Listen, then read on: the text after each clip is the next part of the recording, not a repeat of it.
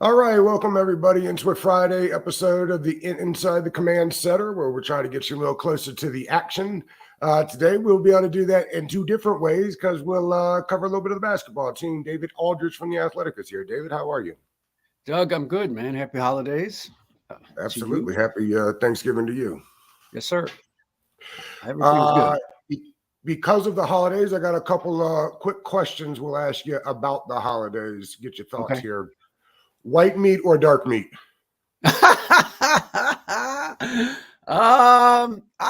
Both really. I mean, you want me to pick one, right? So I guess I go with white meat. I don't know. I mean, but I like dark meat too. So it's I But you don't. do like I'm not turkey. one of Some those people don't that like hates turkey. both. Huh? Some people don't like turkey at all. Are you a turkey liker? I mean, I don't love it, but I eat it. It's fine. When it's cooked well, it can be really good. And fortunately, my brother-in-law knows how to fry it up, man. He brought us a fried turkey, man. That was just insanely good. So I was very pleased to chow down on some of it yesterday. It was great, great. I don't know when they started with the fried turkey. It feels like 10 or 15 years ago, but that's the move right there. Oh man, it was so good. I mean, it just keeps so much more of the juiciness and the moisture, That's and right. it just was just terrific. So, and you don't have to even put that much on it. My wife makes a little gravy, which is fine, but you could have it without it and it would be fine because part of the problem with turkey and a lot of is that it can be dry. Like you can really dry it out if you don't know what you're doing. Right. And fortunately, my brother-in-law knows what he's doing. So it was phenomenal. Yams or mashed potatoes? Oh, yams, yams. I like mashed potatoes, but I do prefer yams for sure. Let's see here what we got. Biscuits or rolls? Oh, good question. I'm gonna go with rolls because biscuits they have that same dryness thing. If they're not really cooked well, you can you can make them really dry, and even if you Yeah. throw some butter on them, it doesn't help. But with rolls, if you even if you burn them a little, you can still just slap some butter on them because they're so fluffy that they still take the butter pretty good. So I would go with rolls. Sweet potato pie or pumpkin pie? Oh wow. Honestly, we don't usually eat a lot of either. Okay. Unless somebody is really thinking about bringing it, I'm gonna go with pumpkin pie. I'm gonna go with pumpkin pie. Sweet potato pie's got to be done right, or Yeah, it's yeah, not worth much eating. The neighbor, we were living in Georgia at the time, and the next door neighbor, his wife made this fantastic sweet potato pie, and my yeah, wife was always asking her for the recipe, and she always said, "Nah, you can't have it." yeah. And then the day we were moving, and she said, "Here, by the way, now that you're not here anymore, you can have the recipe." So That's she good. has it now, and it's to go to, and then everybody wants her to bring it because when you get a good recipe. Yeah. Oh, of course, of course. Yeah. Last one, Now, stuffing. pecan pie beats all of those, by the way. Well, see, pecan pie is number one for me for Yeah, sure. yeah, yeah. No question. Stuffing or dressing? Dressing. And do you have a go-to dish you take to Thanksgiving? Oh man, I can't cook nothing, man. I can bring the cranberry sauce. That's about it, though. So you like cranberries though. A lot of people are off the I cranberries. can. I mean, I'm not going to eat like a whole can of it, but I'll have like a little bit of it. It Yeah. helps with. It's a good. It's a good flavor enhancer for other meats. Like again, if your turkey is real dry, you can throw a little cranberry sauce on there and help it out a little bit. So I keep it. I keep it in case I need it for other foods. Now, how many will you be making sandwiches with the leftovers? Oh yeah, yeah, yeah. Oh, of course. Yeah, yeah. That's the whole key to Thanksgiving, Oh, right? no Is waiting question. for the Yes, yes, yes. leftovers. Multiple. My wife and I were just talking about how many days of leftovers we think we have, and I think we said we have about 2 to 3. All right. So, so we should be good for the weekend. All right, David, let's talk a little sports. Sure. What's if we agree that we're at the tail end of what is considered the LeBron James era, who's up next? Wow, that's a good question. I mean, I certainly, if you're talking about league wide, I mean, Giannis is obviously, I think, right there. Like he and Jokic, to me, are the two best players in the league that aren't on the other side. I mean, you still have Durant and Steph Curry and people like that, but they're older. So I imagine I assumed you were thinking about, younger generation. Yeah. I certainly would put those two at the top. I think Jason Tatum's pretty close. So he's getting pretty close to that level right now, the way he's playing. But Giannis he's so good, it's ridiculous, man. Like, he's so good. How did so many teams miss on him?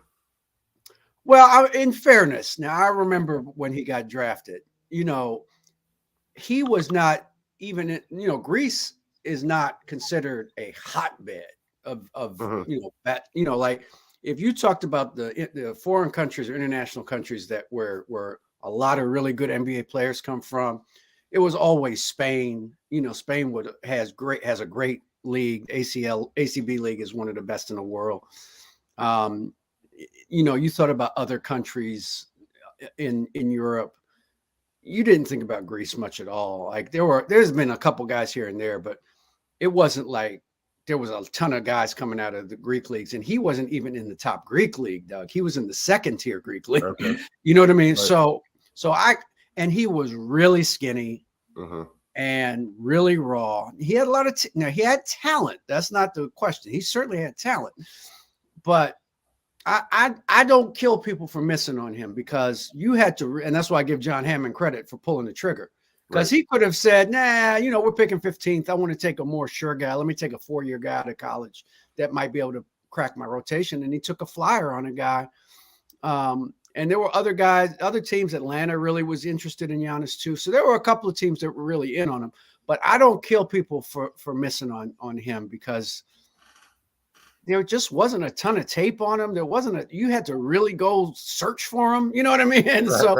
And so it wasn't obvious. You know what I mean? Like, he became great, and that's due to him and his work ethic. Okay.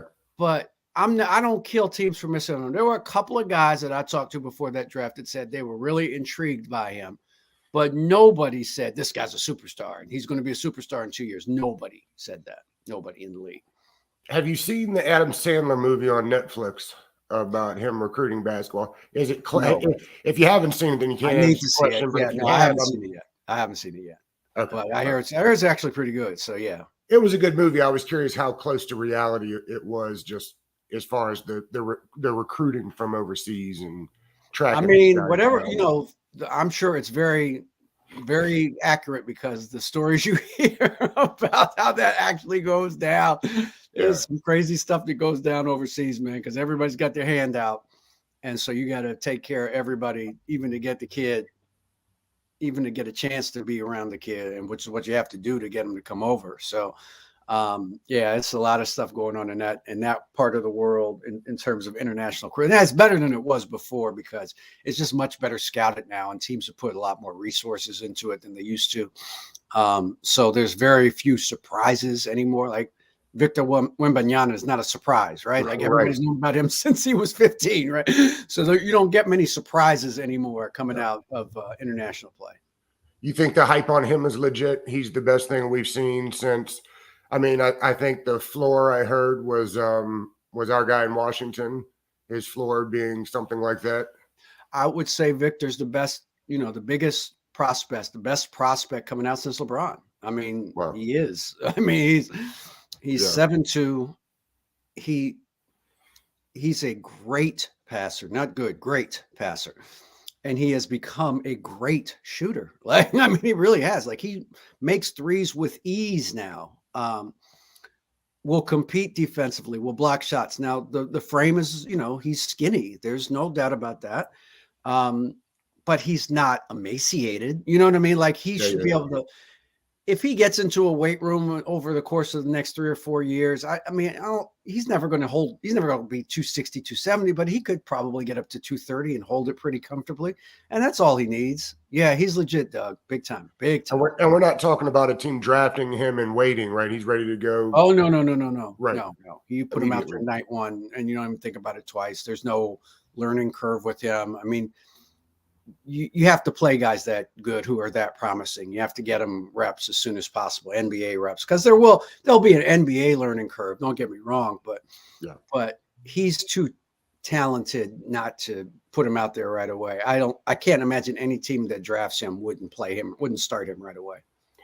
And nobody's going to take a huge haul of picks in return for somebody else moving up, right? Whoever I asked around drafting him and very happy about it, right? Yeah, no, I asked around. His team came to Vegas a couple months ago and played a couple of exhibition games against the G League team, the Ignite team, the select team that has Scoot Henderson on it, who's going to be the second pick in the draft, who's really good. Don't get me wrong. Scoot Henderson's really good. You're going to be really happy if you take him second. But he's just not on that level with Wembanyama. And I asked people, is there anybody that you would trade instead of getting him, trade for instead of picking him? And one guy on one team said, I might think about Evan Mobley from Cleveland because he's just really, he's 20 years old. He's really talented, a terrific defensive player already, really good offensively, knows how to score.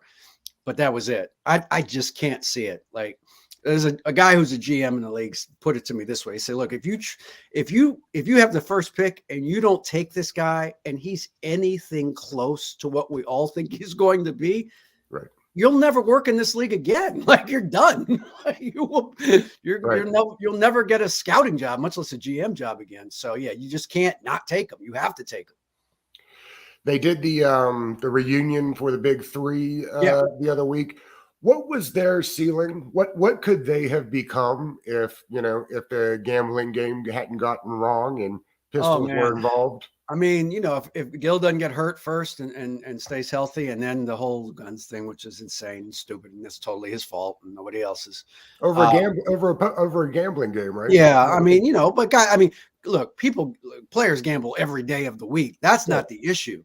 The issue is you try to settle it by bringing guns into a locker room. You can't do that. You pay what you owe and you move on. Like, that's not, you're all making millions of dollars. Pay what you owe. Like, it's not, you know what I mean? Like, this is chump change for these guys. So it's just stupid, but, they could have been and should have been a perennial contending team in the Eastern Conference. I mean, maybe they never break through and, get to a finals because you need some luck with that. You need, you need to be healthy, but there's no reason that they couldn't have been a, consistent 50-win team. I mean, Gilbert was unguardable. Like, you couldn't guard. People don't appreciate how good he was at that point. Yeah. I mean, he was Damian Lillard before Damian Lillard, right? I mean, that to me is the best comp to him, is that he was Damian Lillard, because he had the ability, but he was a little bigger than Damian. Not a ton bigger, but a little bit bigger. And his ability, he could finish at the rim through contact. He shot 85% from the line. He was making logo threes before Steph. Like, he was doing it 5 years before Steph got in the league. like he would take shots and you go, what is he doing? And they would go in, and he had incredible range. He had modern day NBA range. I'll put it that way. And so he was unguardable. Like, he could give anybody 40 anytime he felt like it. And with Karan and Jameson, really being solid people and solid players behind him, they could have been awfully good. But, Doug, there's a lot of teams that get there, and a lot of them don't make it because of injuries or because of stupidity, or people just aren't emotionally ready to kind of handle that burden. It happens more often than it doesn't happen, which is why when you see a team break through and stay there like Golden State has, you have to marvel at that, and marvel at a guy like Steph Curry, who makes the whole thing work. Now, I know you've seen a lot of those games in the locker room. Do you remember a pot that sticks out? Do I remember? I'm sorry. You remember a pot that sticks out on some of these card games? I know you were. Look, they're getting to the high 5 figures on a nightly basis. Like, that's nothing in the NBA. Like, to have a pot of $50,000, 75. I'm sure there's been 6-figure pots on the flights back, because whether they're playing Tonk or Bure, whatever they're playing, they play for big money. They don't play for Bure, right? You know what I mean? I love the Bure. I'd never even heard of it before I started doing a podcast with Chris Baker. Popular game. There's lots of games the guys play on the plane. You got to do something. Your adrenaline's still high. I get it. Like, And I always try to, it's hard to explain it to people because it sounds like so much money, and it is, unless you're making $12 million a year. You know what I That's mean? right. Like, and that's the world that they live in. I told this to somebody a long time ago. I said, we can observe their world, but we can't be in their world. Right. You know what I mean? You're not in that world. And until you're in that world, it doesn't seem like it's real. It doesn't seem like it's fathomable. But once you're making that kind of money, you know, they just do stuff that we can't do, you know? Yeah. And so that's why these pots that you hear about on flights, on planes, and it just doesn't phase you anymore because everybody does it. I mean, every team in the league does this every night. Talking about things most of us can't understand. I'm curious, when you get the invite to interview the president, Barack Obama, you have to turn in, I'm assuming, a list of questions. He picks through them. How does that work? No, not at all. And that was not supposed to happen. That was a happy accident. Oh, wow. I was at the game, but I wasn't supposed to interview him. He was supposed to go to the courtside to sit with Kevin Harlan and Reggie Miller, who were doing the game for us. It was in Chicago. So obviously he's a big Bulls fan. So he came to the game. It was opening night. And he was supposed to talk to them, which was fine. I didn't mind that at all. But about an hour before the game, my producer said, hey, the Secret Service just did a sweep of the building. They don't like the setup at all with him sitting courtside. They want him in a non kind of visible area. Right. And so the only place that made sense for them, because they could block the entrances at both ends, so they could limit who could come in.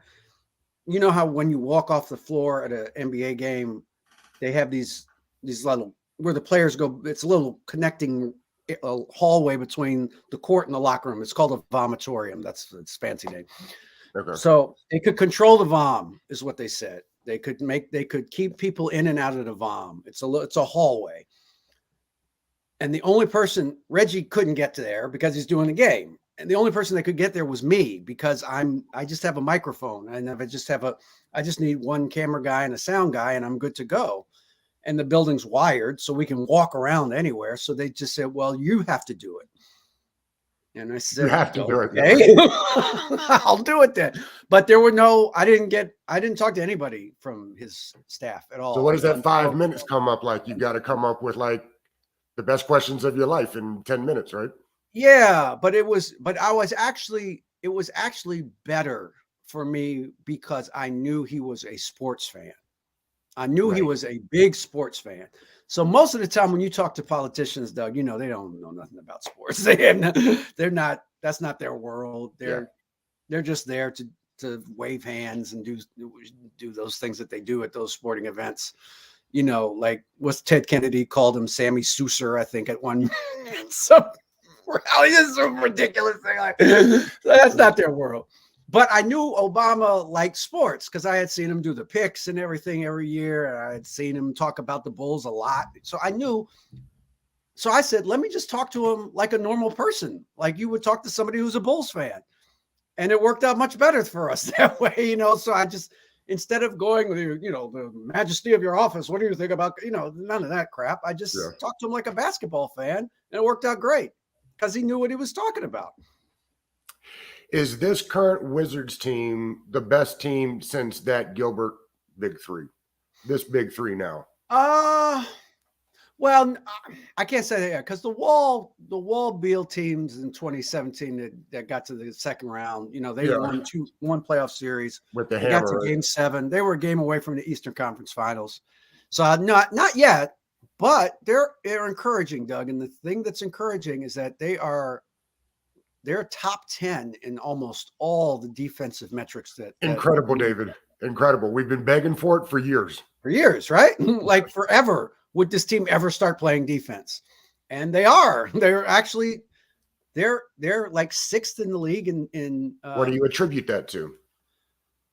I think it's a lot of different things. I think it starts with, I think Porzingis is way more important than people realize. If you look at his individual defensive metrics, they are eye-poppingly good. Like he's top 10 in a couple of these things. and especially at rim protection. And there's only two shots that kill teams. Every team's hunting, I should say, every night. They're hunting layups and they're hunting threes. That is the kind of Rosetta Stone of NBA teams now. That's what we want every night. We want a whole bunch of threes and we want a whole bunch of layups. Well, Porzingis takes away a lot of layups. Not all of them, but he takes away a lot of layups with his size and his length and the way they utilize him. He plays a lot of drop coverage, which is what a lot of teams do with their bigs nowadays, which is they keep them closer to the basket so that they can challenge shots at the rim. And he does that, and he does it really well. And so if you can take away those layups, that makes it easier for you to defend the 3-point line as a team. And the Wizards have been good at it. They're not great at it, but they're good enough. Like, they're not getting blown away by the other team's threes every night. So that's part of it. But part of it is, they've got some guys on the floor. It was DeLon Wright the first few games, then he got hurt. But Denny Avdia has been a willing defender. He tries every night. He gives you good effort defensively. This kid, Jordan Goodwin, who they signed out of the G League with all the injuries, has been terrific defensively. So they have put multiple guys on the floor who play defense, who try to play defense, and the other guys, I mean, Beal's no great defender, but he's trying, he's not a turnstile. Right. Kuzma, the same thing. He's not a turnstile, and Kuzma's got length, so he can contest shots. So it's just, I think it's a combination of a whole bunch of things, but it's not surprising when you look at Wes Unseld's resume, because he was a defensive coordinator in Denver, and they were a top 10 defense. And you look at their personnel and you go, I don't see that many stoppers here. Like, wow, how are you guys doing that? Jokic is a good defender. Don't get me wrong, but he's not a great defender, and so it was the same thing. It was just guys kind of being where they're supposed to be, taking away things that the other team really wants to do, and that's what this team has done so far. Porzingis, the stretch of being unhealthy, let's call it, he's been really healthy here. I hate to jinx it, but is that a product of something that the Wizards are doing with him, or did he just have a bad stretch for a couple years? I mean, he's injury prone, Doug. There's no way to get around it. He's an injury prone guy. He's been injury prone his whole career. The one saving grace is that he did play, all summer with his national team because they were trying to make the Olympics. So, he stayed in pretty good shape. And, I think he's missed 3 games maybe so far this year, but nothing like a broken bone or something like that. It was kind of maintenance-y kind of stuff.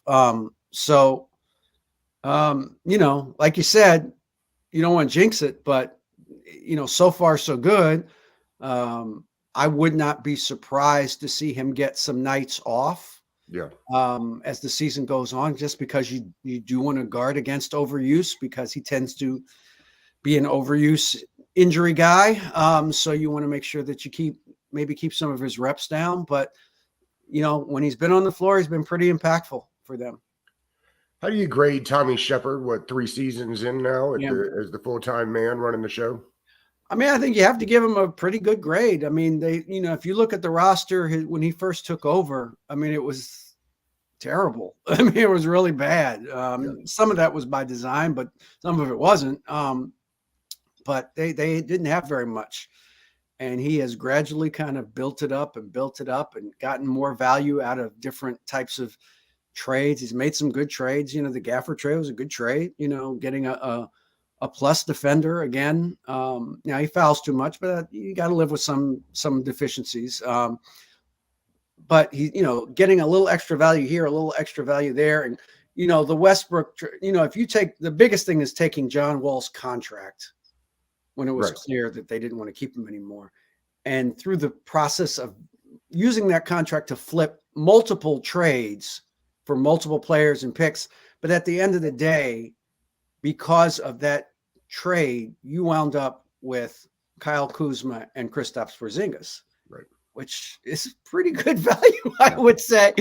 Along with Monty Morris and Will Barton, who's on the team this year. So I mean, that's pretty good. That's at the end of the day, you took a guy that wasn't playing for you and you didn't want anymore, and you got two pretty good players and two good role players out of it. So, I mean, that's pretty good work on his end. The irony is that I don't think he's drafted all that well. Terribly. I mean, I just don't. I mean, I don't think, again, Abdi is a good player, but you could have had Halliburton. You know what I mean? Like, Yeah. you could have had Halliburton. Right. And we'd have a much different conversation now if you had Halliburton on the team. So, but they have, Johnny Davis so far, not so good. But we'll see. It's early. I'm not going to give up on the kid yet, but and they didn't give the extension to Rui Hachimura, right? They have not. He's restricted, which means they can match it if they want, Sure. or they can choose not to. So it's up to them. It'll be up to them. I don't know that there will be a huge market for Hachimura next summer. Maybe it only takes one team, Doug. I mean, it just takes one team to make an offer. Yeah. But he's been good. He's been better this year. I mean, he's been, really good coming off the bench. I think he's got, 18 out of 20 or 19, some stat like that, where he's averaged 10 points or more coming off the bench, which is pretty good. I mean, that's very good for somebody in that role. He's embraced his role and played very well. So it's not like he's a bust, but it's like they're all kind of, as I've written many times, they're all kind of high floor, low ceiling guys. Right. They're good players, but none of them ever look like they're going to be great. They never show great. Right. And so that's the problem. And when you're drafting in the top half of the draft, like they have been in the top 10, you got to hit on one of those guys. Like one of those guys, they've had 3 cracks at it now. Yeah. One of those 3 guys has to be great, like, to make it make sense. And they haven't been so far. David, let's switch gears to the football team. They're on a bit of a roll. Yes. Do you see does the press room start getting bigger as the team starts winning more? Do you notice more people asking questions like, "Hey, you haven't been here yet this year"? Yeah, no, sure. I mean, it's always, Doug, there's always more people in here because every third day the owner says or does something that you just shake your head at. So there's always extra people, but yeah, sure. People get used to want to be involved or cover a winning team. It's good for business. I tell people that all the time, that always are like, you just want them to lose. And they're like, no, I want them to win because you'll be more interested when they win, it's been a little more crowded of late.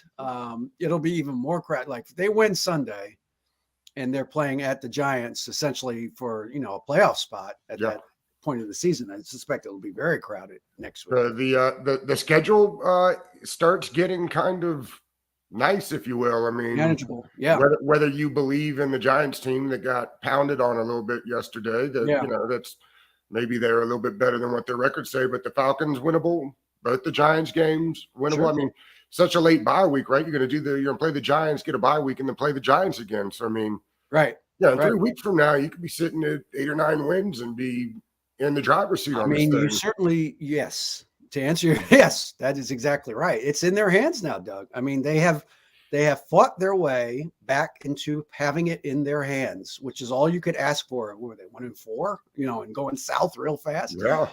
So for them to kind of get it back to where they control their own destiny, essentially, when it comes to the playoffs, at least. So you circle, they're all big at this time of the year, but there's a couple of games that I think you really do circle, and you circle the Falcons game because the Falcons are 5-6. So if you beat them, you're 2 clear with the tiebreaker. So you essentially eliminate them as a potential team that could come back and beat you. You've already beaten Green Bay.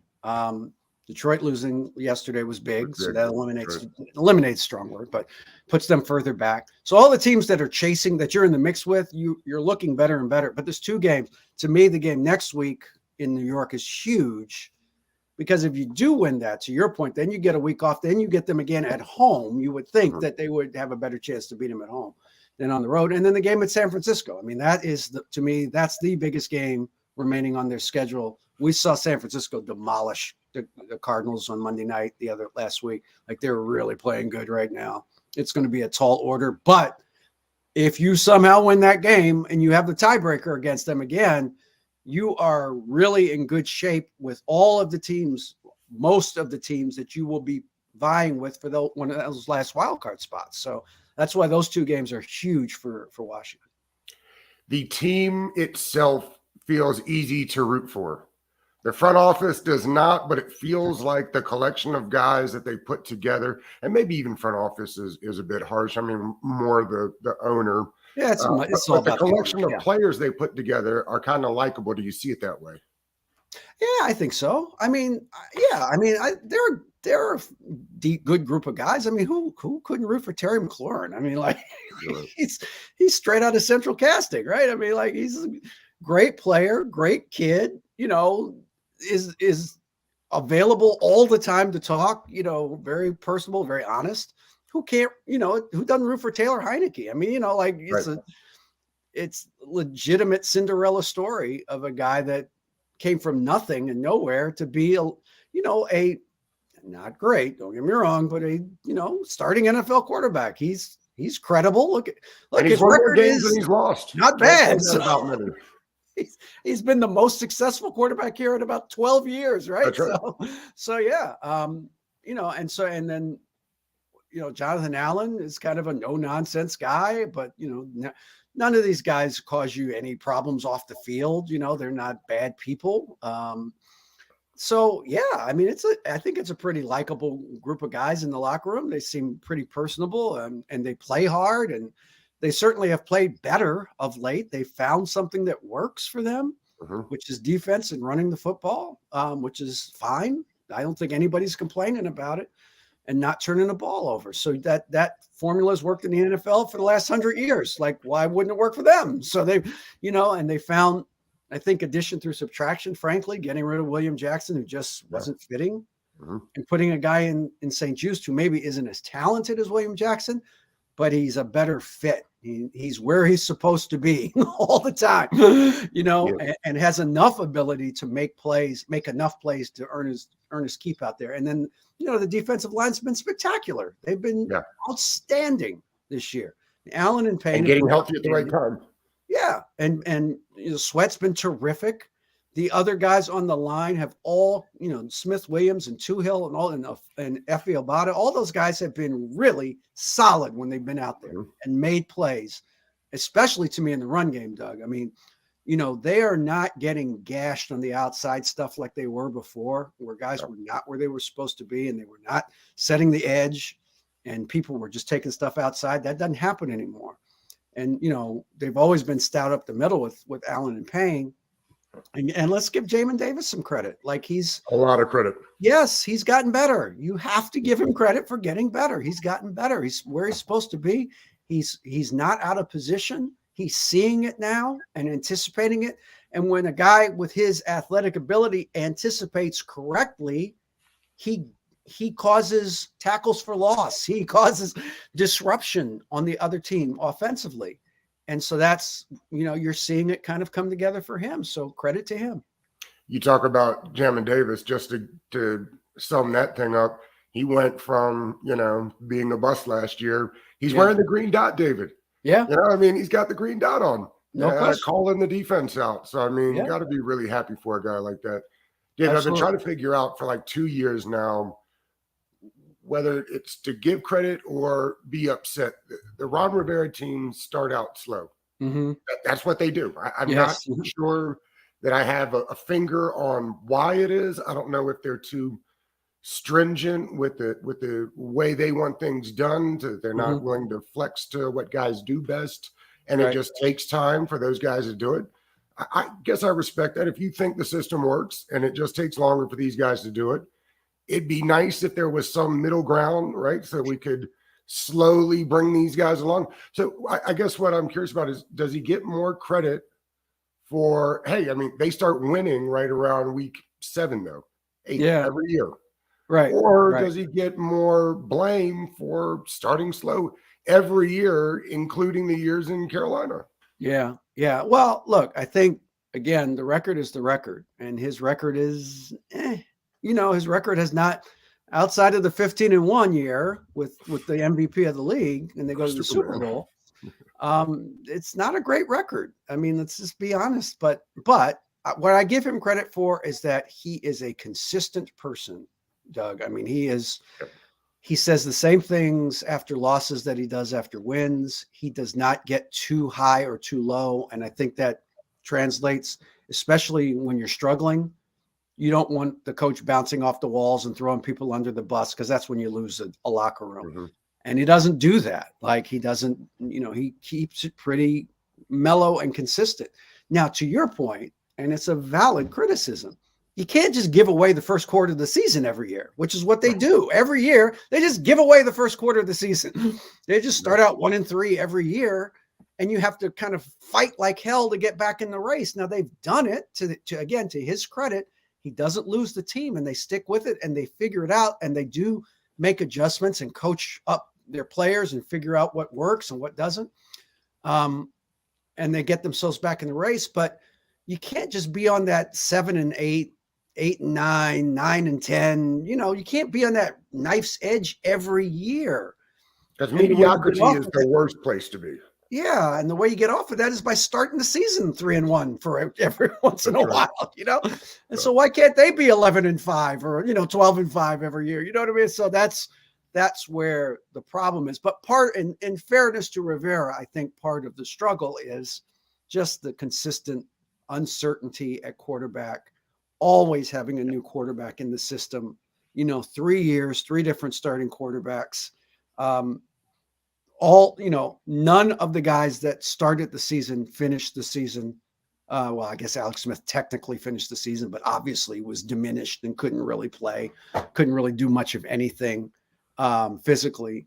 So I think that's part of the problem too, in fairness, which is why they keep trying to find the guy. And they should keep trying to find the guy. I don't blame them at all. I'd do it again this summer, this offseason. I would try to find the guy and stick with it and hope that player can kind of hit the ground running a little faster than the last few have. I always rep these Friday shows like this. What is the key to winning on Sunday, and what do you think the score looks like? Well, the Falcons are a good offense. Now, they are a good offense. Now, they do lose Kyle Pitts, who's their young tight end, who's really starting to play well. I think he's injured and out, I'm pretty sure, for Sunday. But, they've got Cordell Patterson. They run the football really well. Mariota can run it as a quarterback, wants to run it. They have running plays for him, a lot of read option stuff, and he can throw the ball downfield. He's got a big arm. So offensively, you got to be on point or defensively, you have to be on point against them because they're a good offense. I think they're 12th in the league in scoring. I mean, they can put points on the board. So you can't be distracted by that. Now, I watched a lot of their game with Chicago last week. I don't think they're a great defense by any stretch of the imagination. I'm not saying open it up and throw the ball 40 times, because that's not what Taylor Heineke does well. Yeah. But I do think you can move the ball. You should be able to move the ball, and you'd like to think score against these guys. I think if Washington kind of makes them one-dimensional like they have the last few teams in terms of taking the run away, and that's going to be the key. You got to put them in 2nd and long and 3rd and long, and then have your defensive line, 4 guys with not many blitzes get to the quarterback, and they've been able to do that. That's been the formula. So if you do that, I think Washington should win the game. But if you give up big plays and you let them gash you with some outside zone stuff, or, jet reverses, we saw they were very vulnerable against Detroit early in the season to the jet sweeps and things like that. You could be in for a dogfight. What do you think the score ends up looking like? I will say Washington something like 20-17, 20-14, maybe. I think it's going to be a pretty close game, because Washington plays close games. The way they play is kind of conducive to close games. And finally, just because I didn't ask you earlier, what do you think this Wizards team ends up looking like win-wise by the end? What kind of range do you see them in? I would say they would be probably somewhere in that, 6-8, playing, not playing. It kind of depends on other teams too, and their injuries and stuff. But, they've shown that they did this again last year. So that's why I'm a little skeptical. I think they were great for 13 games last year and then fell off a cliff. Hopefully they won't be that way this year. The sample size is a little bigger. But if they continue to defend, there's no reason they can't win 43, 44, 45 games and be a comfortable playoff team. Now, I don't know if that means they avoid the play-in round or not, but they should certainly make the playoffs, I would think, if they continue to defend at this level. David, you're the best, man. Always appreciate your time. I appreciate it. Had a great time today. Doug, thank you so much, man. I always like talking to you anytime. All right. Thanks, buddy.